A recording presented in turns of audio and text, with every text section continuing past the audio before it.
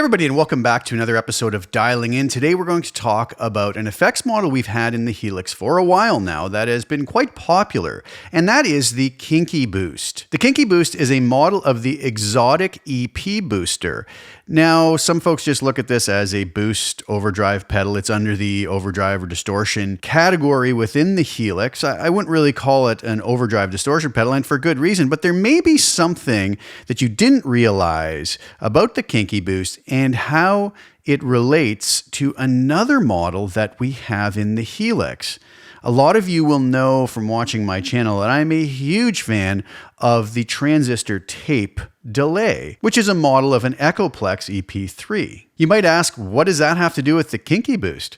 Well, think of the name. It's the EP booster, the xotic EP booster. Let's do something. Let's go over to the xotic website and see what they have to say about this, since they're the ones who designed this model. So here we are over at the xotic website, and it says plug into an EP booster. We've captured the magic of the EP3 Echo Machine preamp.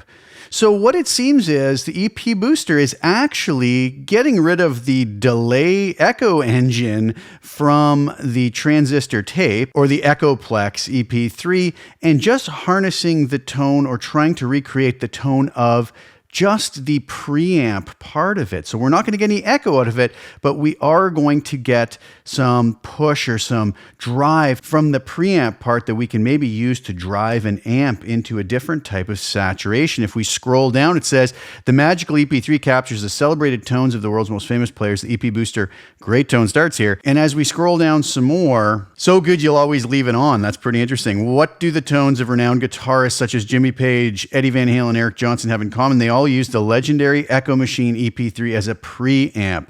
We've captured that magic in the Xotic Effects pedalboard staple EP booster. Well, knowing that, maybe we can take this and use it in a slightly different fashion. Very interesting to know, and I think this is one killer model. So what I have here is a little preset that I set up just with a dab of dynamic room reverb. It's a placator dirty amp with these settings very close to how it just pulls up stock. Going into one of my favorite stock cabs in the Helix, the 412 Greenback 25, the 160 ribbon 3 inches back. Now you'll notice that I have a Kinky Boost set up before the amp, and I have that on snapshot called pre, meaning it's before the amp. I have another one set up called post, which is actually between the amp and the cab. Not a way I really use this, but for this purpose, I'm just going to give you an example later on because I know it's inevitably going to come up in the comments. And then I have just a snapshot 3, which is none. So no Kinky Boost on at all. So here's the tone just without any Kinky Boost at all.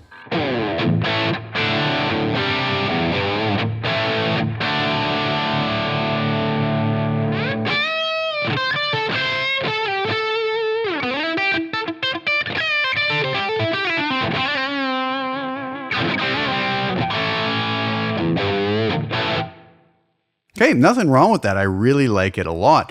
So coming over to the Kinky Boost now, what you're going to notice with these simple settings of drive on 0, boost on, and bright off, simply kicking that in, you might think, well, that's not really going to do much of anything. We're not really pushing the front of the amp harder, but we do have this boost setting on. I just want to show you a really, really subtle way we can use this. Obviously, the drive control is going to control how much drive this preamp is going to push into the front of the amp. The bright control, as we could guess, would probably just make it brighter sounding, accentuate the upper mids and highs. And the boost is probably just giving it a little more kick to the amount of drive that we have. But even with these simple settings, let's take a listen between the none, having it what we just heard, and putting the Kinky Boost on with these settings. So here it is with none.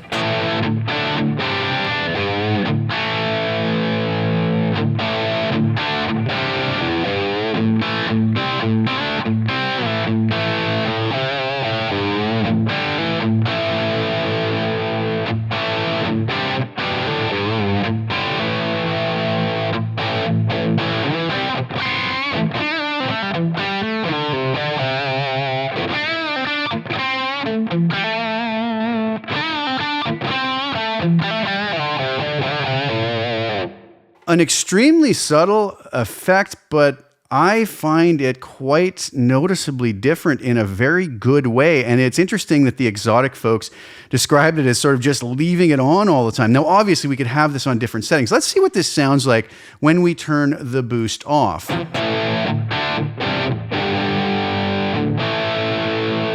Go back and forth between that and without the Kinky Boost on.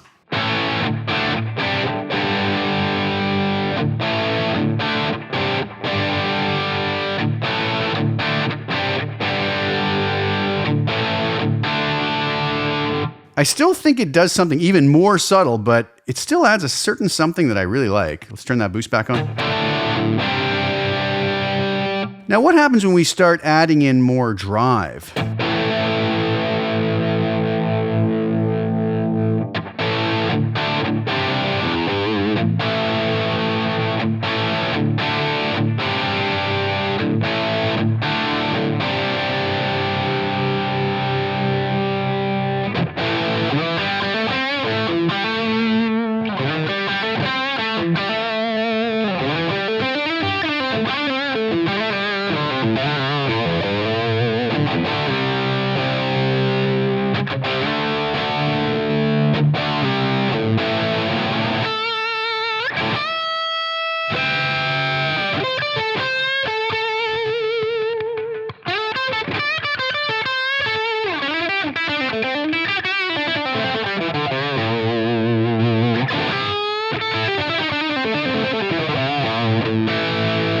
I really like what it adds. Let's go to the other end of the spectrum, totally extreme on this.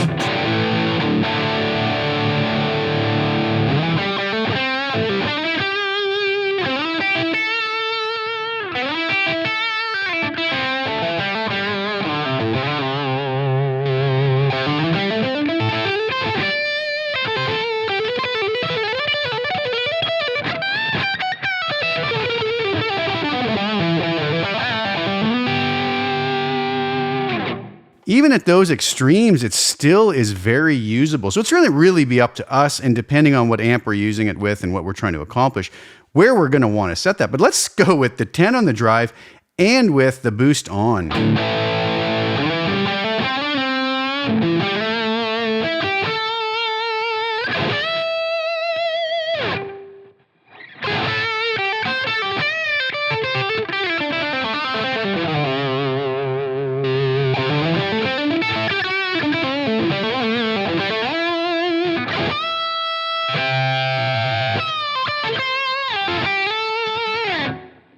It's still very usable. Let's see what the bright switch does.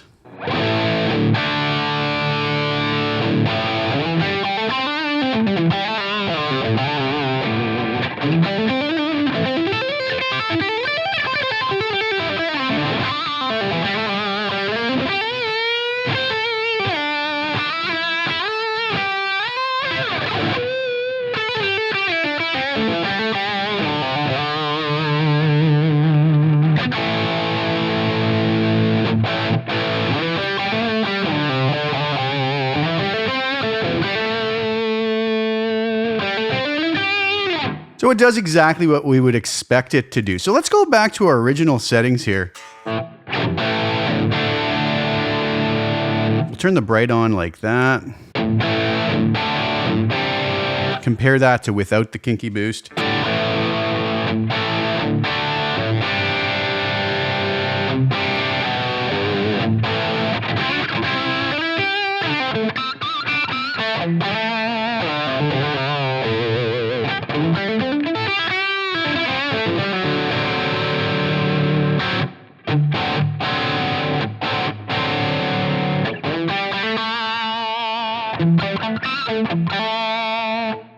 So it's really going to be up to us whether we want that bright on or off.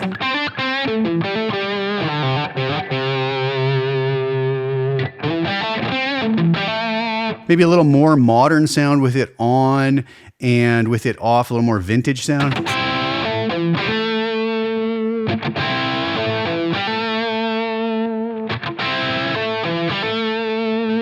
So I'm thinking maybe a lot of you would agree. I'm really liking these really subtle settings. Again, we're going to have to tweak this the way that we would want it for our particular situation and for the tone we're using. But I can really see this being just this always on kind of effect that would really kind of give a nice polish to our sound. It is designed, as is mentioned, as the preamp of the Echoplex. So it's probably not designed to color the sound in a hugely dramatic fashion, but it really does give a nice polish to the sound.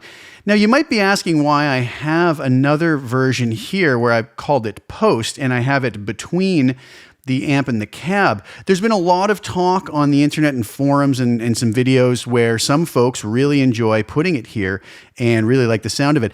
I've tried it, and it's not really my cup of tea. Now, I'm no way saying that this is bad or wrong. There's lots of folks who seem to really like it, and if you do, then that's exactly what you should do. I am nobody to tell anybody that they can't do that. I just wanted to bring this up because I know it's inevitably going to come up in the comments. It's come up in my comments before when I haven't even been talking about the Kinky Boost, so I'm pretty sure it'll probably come up again. Really not my favorite thing to do, and I just wanted to give you a demonstration of the two different positionings of them. So what I did though here, let me bring this back so that these are both equal now. So when I switch between the pre and the post, they're both the same output volume. I was messing around with that a little before because I found that by putting it here, I was getting a little bit of a volume jump, but I actually find it kind of kills the tone a bit, dulls it up, and I lose that real beauty of what I'm getting by putting it before. So here it is before, and you'll notice it's the same settings on both.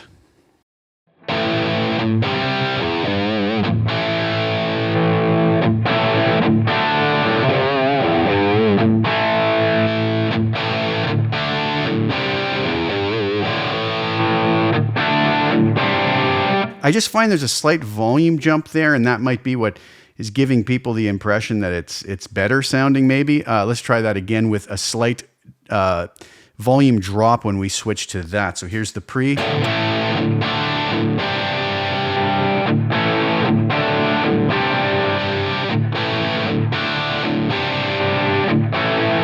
So my impression is that this could be a bit of a tone that kind of might seem okay at first impression. It gets very dull to me, and I find that if I was given this tone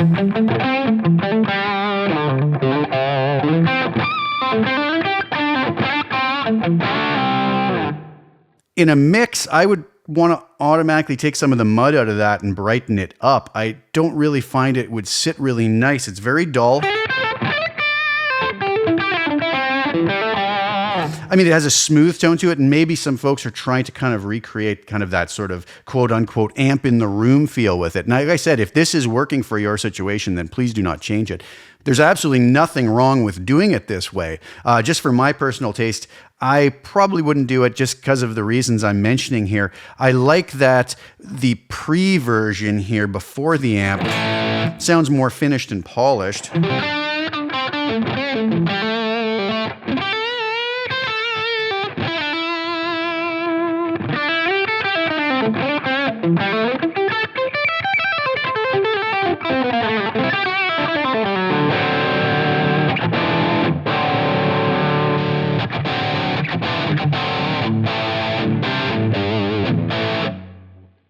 I would kind of almost equate it to when we do like a high cut on the speaker cabs or in an EQ that's way too low, and we're going to lose some of the nice cut that we're going to need in a mix. A lot of times, you know, a tone that sounds a little bit bright outside of a mix sits beautifully in the mix. Not that we want to go too bright. But anyways, the only reason I brought that up is because I know it's inevitably going to come up in the comments, and I just wanted to kind of give my impression about that right away. So anyways, I am liking this tone. Obviously, we can set this the way we feel we need to, however much drive or push as we see.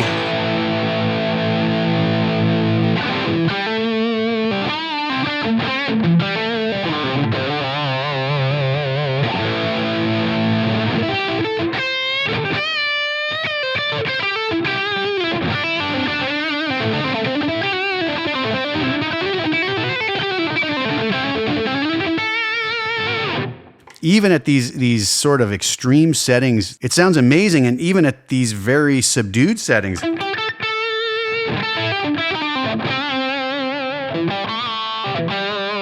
I think just gives a nice improvement over not having it on.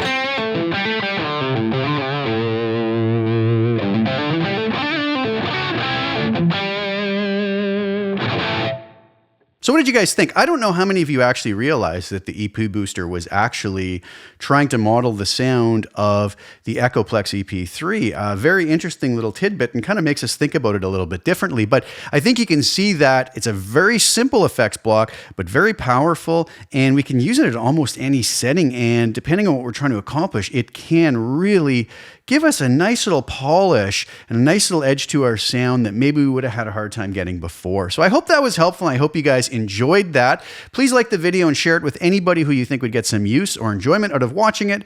Also, please subscribe to the channel and hit the little bell notification to get notified when I put new content out. I'll be back really soon with some more. Thank you guys again so much for tuning in. Ciao for now.